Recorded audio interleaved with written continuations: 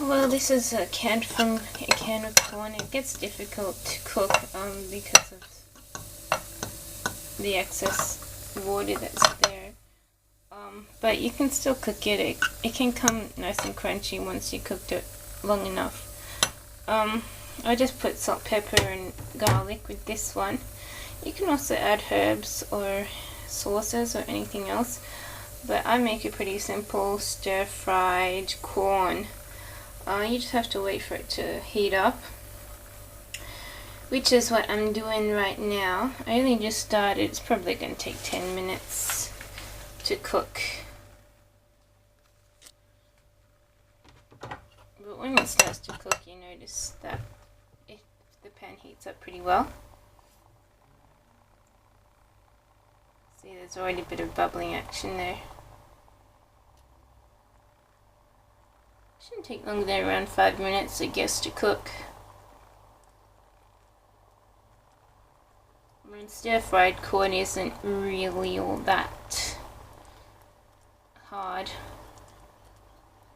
As you can see, there's some steam rising up to the left of the screen there.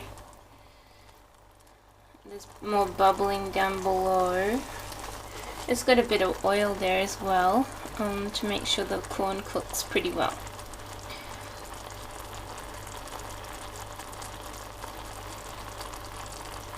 Sometimes though, if you use an implement such as a fork or a spoon with water, you'll notice that if the pan is low on moisture, then it will spit at you.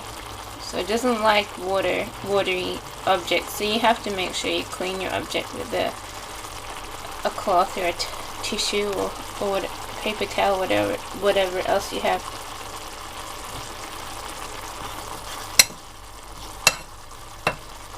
But you just have to stir it every once in a while so that it doesn't stick to the bottom of the pan. There are many different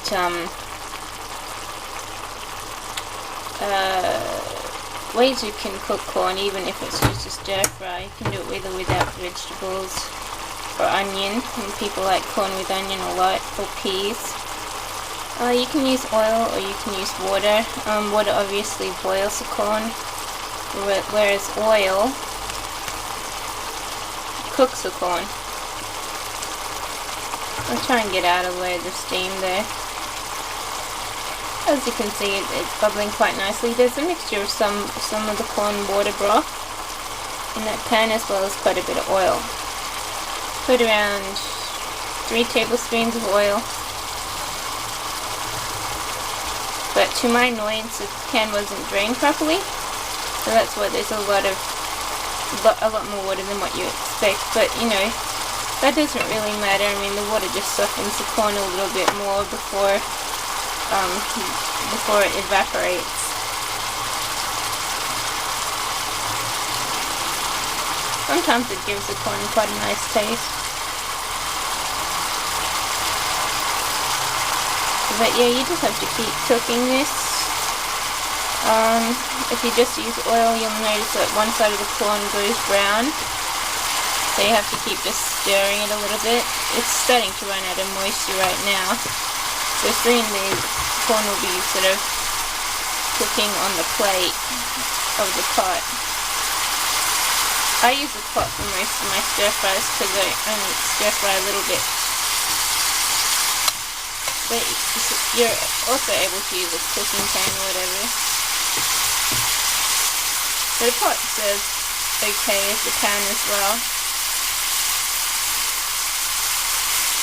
So now all the water's evaporated.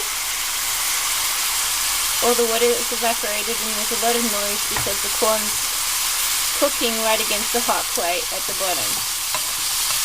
So if you don't stir it, it'll turn burnt on whatever side's on the bottom. So you just, kind of stir it to make sure that the corn doesn't stick to the bottom or burn at the bottom. And, soon you'll be noticing a nice brown color in the corn. And that's usually when it's about ready to serve. I mean, you could serve it now, it's nice and warm. But if you want it cooked, you can wait for it to brown. Obviously the longer you wait, the more at risk you are at getting a burnt pan at the bottom. And you definitely don't want to taste test this because it's really hot. So you have to wait 3 to 5 minutes before you eat it after you take it off the stove. And this is starting to look really good. I can kind of smell a very rich corn smell. And as you can see, there's nothing on the bottom there, so it's pretty much done. I mean, you can cook it a bit more until it's like burnt, as I already mentioned, but I think I'll just leave it as it is and serve that with my salads. So here's a very basic serve of corn with salad.